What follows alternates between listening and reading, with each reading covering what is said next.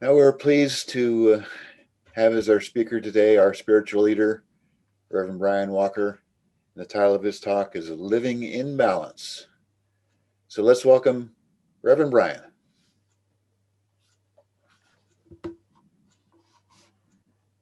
Good morning, everyone. Great to be here with you. And so let's explore this idea of balance. So I'm going to share my screen with you. And so our theme for the month is to create balance. And this, of course, is the yin and yang symbol from the East that represents this balance between the kind of active and passive energy. And one of the things that I really love about this symbol is that while there are two parts, they mesh in each other, and actually they are part of each other. So it's definitely intertwined. So the title of my talk is Living in Balance. And when I was looking for images, I was really drawn to this one by the lovely colors and the geometric pattern. And it may not be an accident that it kind of draws you in because it's a fractal. And that might be a term that you're familiar with. But a fractal is a specific kind of pattern. And we can see these patterns that they occur across time and space, and they actually show up in a lot of different ways. For example, this is an image of a galaxy, obviously a huge, immense galaxy, and that it's a fractal. Here's a hurricane, another example of a fractal. And so we see these in lightning bolts, in coastlines, in the eddy in a stream. They're all around us, even though we may not be aware of it. And fractals aren't just outside of us. Our lungs are actually a fractal. And it's how the body manages to package the surface area of a tennis court within your rib cage. And our circulatory system is a fractal. All of the blood vessels and capillaries, 60,000 miles of them, fit inside our bodies.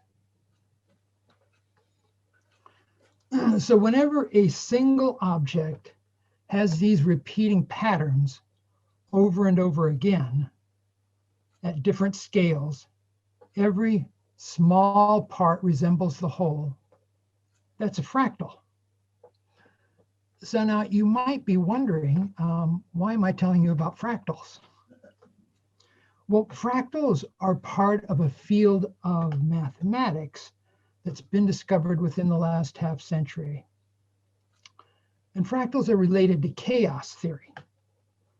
And so chaos theory studies that which is apparently random and that's disordered, and finds the patterns in those so that they're actually governed by self-organizing patterns that aren't readily apparent. So when we talk about balance, it means seeing the apparent disorder in our lives, what might seem like chaos, and realizing that there is a self-organizing natural order and a natural balance. Now, in New Thought, we think about our being is divided into three parts. There's the body, which of course is part of this three-dimensional world. There's the spirit, which is the other dimension that transcends this dimension. And then there's the soul that is the mediation between the two. So when we are in balance, there is a state of optimal well-being and wholeness. We have this amazing vitality within us. And when we're aligned with our body, mind, and spirit aligned together, we have this optimal state of existence and this free-flowing energy. And that's when we're healthiest and we can function out at our best. And the converse of that is true too. If we are out of balance, when we have these a lot of life's stressors or an unexpected illness, or not being in tune with our spiritual nature, we feel a lack of compassion for ourselves and for others. And we are likely going to feel stressed and anxious and have physical disease. So this is a model of how we might think of living in balance. And it's an integral life balance. And it involves physical health, emotional balance, mental acuity, and spiritual awakening. And so, this kind of corresponds to our body, soul, spirit kind of model, only this uses the soul as mental acuity and emotional balance, and it divides that soul into two parts.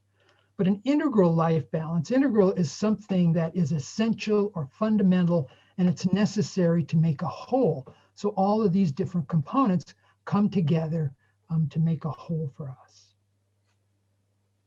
But before I look at each of these different elements and make a few comments about each one of them, there are two really important points that I want you to realize, and that is, there's only one. This is the fundamental New Thought teaching, the fundamental mystical teaching that is the absolute truth, and that is there's only one, and all of the manifest world is an expression of that one. And the second part, and the kind of corollary to that, is that we can look at these things individually, but they're all interrelated. And very important to realize that they can feed or kind of hinder one or the other. So very important to realize that all of these things are interrelated. So if we turn to physical health, in our technologically advanced, in our rapid-paced world, this is the way that some of us might think of health.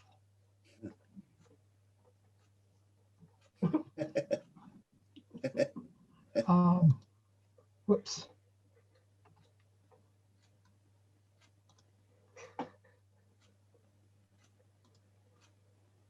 Oops. I did something weird. Can you guys see me? Yeah, we can. Okay. So anyway, so it's very important to realize that our physical health is really a critical part of us, and that we sometimes in our zeal to emphasize our spirituality, we cannot pay attention to our physical health and to our bodies. And so when I think about physical health, it reminds me of that book, Everything I Need to Know I Learned in Kindergarten. And so everything I need to know about physical health, I learned from my mother. And I know that many of you are mothers out there, so you intuitively know this. And of course, we all do. But what do mothers tell you? Eat your vegetables, get to bed on time and get enough sleep. Don't be a couch potato, have some movement. And of course, what I know that my daughter tells my teenage grandsons, don't spend so much time on the computer playing video games. Now we know that historically within the last few years, the Western world has looked on the body and the mind and how the two relate together as kind of a challenge. And so there's this, what has been called this mind-body problem. And the truth, of course, that we have learned is that it's really kind of a continuum, and you can't separate the two. That the mind, of course, has a very profound influence on the body, and vice versa. And that the body itself is this amazing, complex instrument, we might say, magnificent and wondrous, that that's comprised of approximately 100 trillion cells. And so when you look out on a starry night and see the vastness of the universe, that's in truth the representative of our own bodies. It's amazing. And the body actually has its own wisdom. I mean, when we think about wisdom, we think about the mind and we think about spirit. But the truth of the matter is the body also has its own wisdom. In every cell, the body has this own wisdom.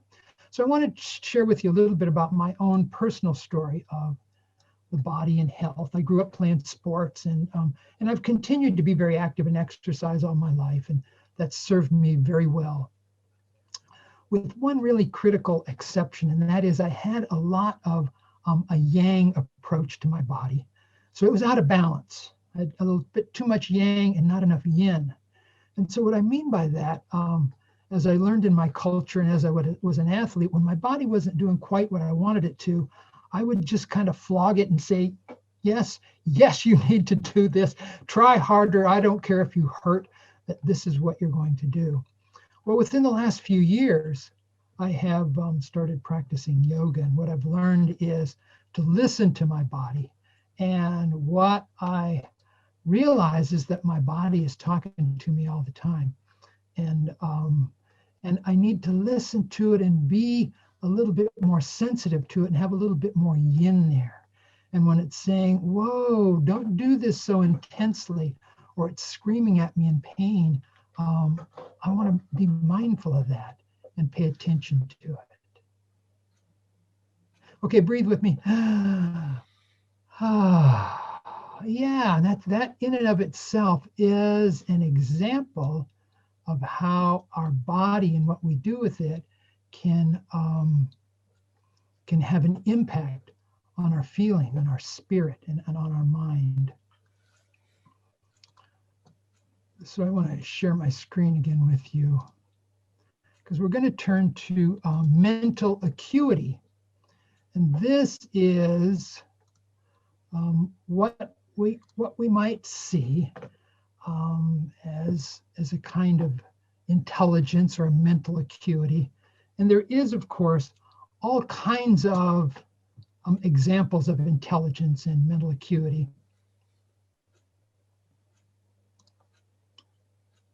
But I'm just going to focus on one part of that. And the way I'm going to do that is I'm going to tell you a story. And this is a story about a man named Paul Reps.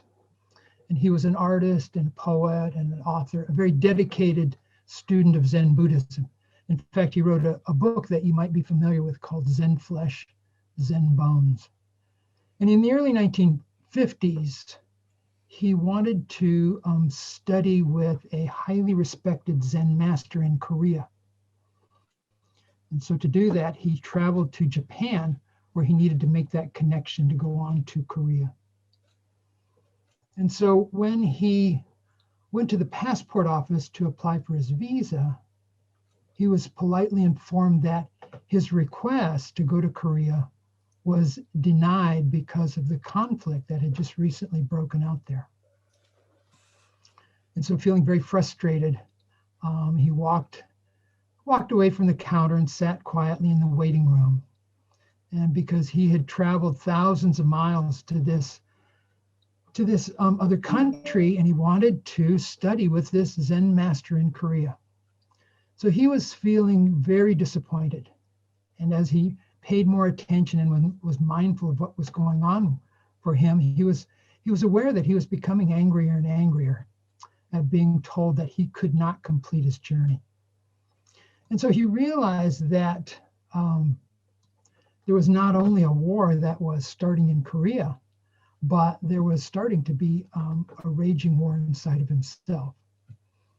And so realizing that what was going on inside of him had the potential for him to create conflict in the world around him right now, he kind of paused and very deliberately wondered what to do. And so he spent a few moments just of mindful breathing. And after a pause, he reached into his bag and he Very mindfully pulled out his thermos and he poured himself a cup of tea, and he tasted its bitter kind of flavor and enjoyed its warmth and wetness. And so as he finished his tea, he put his cup back on his thermos and his thermos back on his bag, and he pulled out a paper and pen and he began to write a haiku, a poem. And when he was done, he very mindfully, he walked back to the clerk behind the counter and he bowed and he presented his poem and his passport. And the clerk read the poem and it brought tears to his eyes.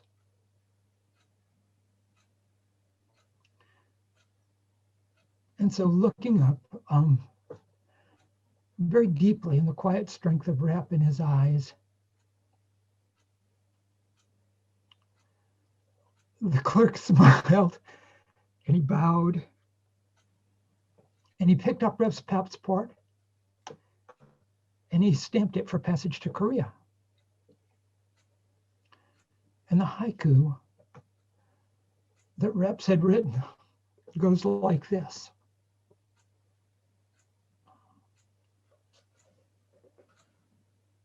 Drinking a cup of tea, I stopped the war.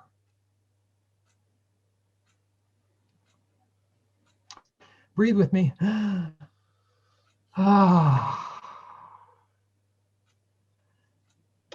So that's a kind of a mental acuity that it's important for us to be aware of.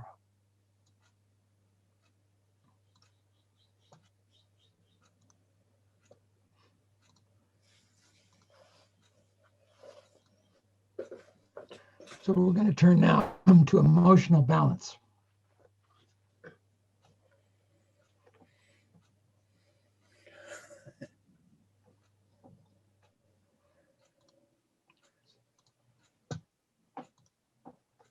So, so you might say, what do we mean by emotional balance? Well, it's really important to acknowledge that our human importance are an integral part of the human experience. Really, really very important that we acknowledge and that we embrace them.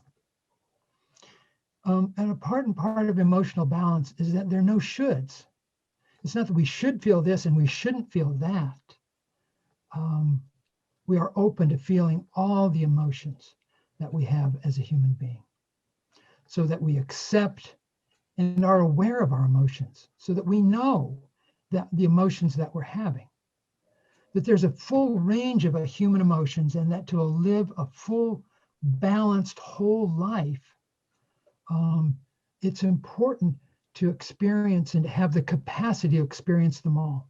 You might be familiar with a term called biodiversity, which basically is a description of how diversity within a given biosphere, it's important that we keep that diversity because it keeps the balance and the fullness in that biosphere, that ecosphere. Well, in the same way, psychologists who study emotions have come up with this idea of emodiversity. The idea that this emotional diversity, when we embrace a full kaleidoscope of our feelings, the whole range of feelings that are possibly from anxiety and sadness to joy and gratitude and ecstasy, that when we embrace that, that's when we're fully alive and that we can live so into our full flourishing. And the last part when we talk about emotional balance is to be able to handle the range of human emotions. So it's not only identifying and experiencing, but also being able to deal with. And so the story I just told about Paul Reps and what happened to him when he had this experience of having his passport, his visa be denied him to go to Korea, he recognized what was going on within him, that he was starting to get pissed off. And it's easy for me to think that, I might have taken that out on that person at the counter and really been pissed off and acted out in a way that that I might have regretted later. But he had this mental acuity, this mindfulness to be able to recognize his emotion, to be able to handle it, and to be able to channel that energy in a much more productive and positive way. So I'm also going to share with you a story that kind of demonstrates emotional balance. So this knight fought many wars and served his king very bravely. And during the course of his career as a knight, he was awarded the highest of medals. But having been in battle and fought long and hard, it left him sad and lonely, and he missed his family. So finally it came time and he retired, and he came home to his wife and his children, his 2 children. And they were very happy to see him. And of course, he was very happy to see them as well. But when he tried to embrace his wife and hug his children, his armor got in the way. And he tried to remove it, but he discovered that it wouldn't come off. And he tried sawing it, he tried cutting it, he poured acid on it, but nothing could cut or dissolve this armor. The armor that has saved his life in battle many times was now a serious hindrance in his life. And so his relationship with his family deteriorated, and he grew even more frustrated and lonely and sad. And finally, for the first time in many years, he began to cry. And he cried for a long time. And when he did, he discovered, at long last, the one thing that could dissolve his armor: his tears.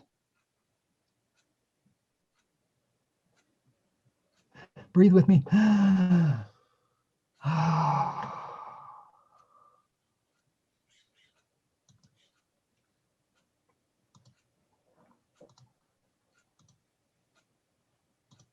Okay, we're changing channels again. Now we're going to spiritual awakening.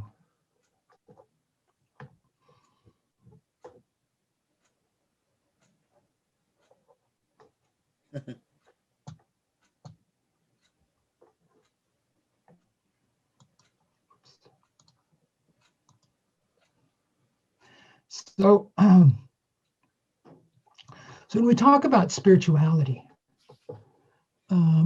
what we're really describing is our human need to be in connection with something larger than our ego-centered self, something sacred and something timeless. And so in New Thought theology, when we speak of spiritual awakening, what we mean is a transformation of our consciousness from being ego-centered to being centered in the divinity. And typically we think of this process as occurring over a lifetime, or depending on your worldview, many lifetimes. And but really a classic kind of example of this spiritual awakening that happens in a very short period of time is people who have near-death experiences.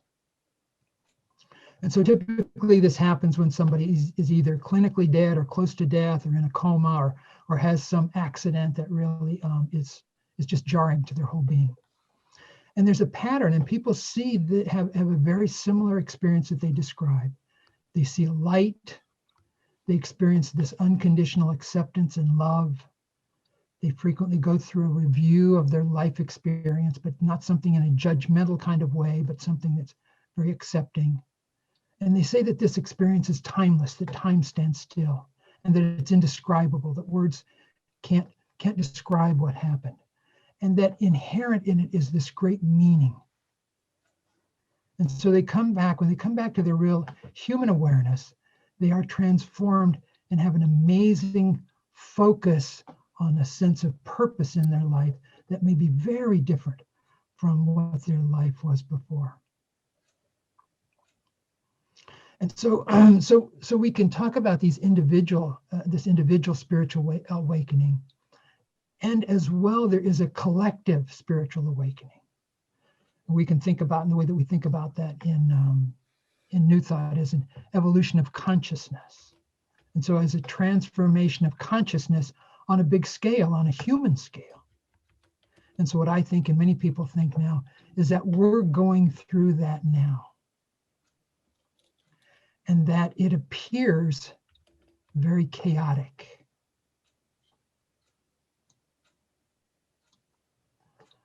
But in truth, there is a self-organizing principle going on here. Because as we have this spiritual awakening, we're in the process of remembering who we are, why we're here, and what life is all about. It's an opportunity for us to not focus so much on our consumerism, on our narcissism, but to bring our body, soul, and spirit back into alignment with the magnificence of who we inherently are as both human and divine. And it's time to fulfill our destiny in taking the next step in human evolution. A time to create heaven on earth. And each of us are part of that process. Breathe with me.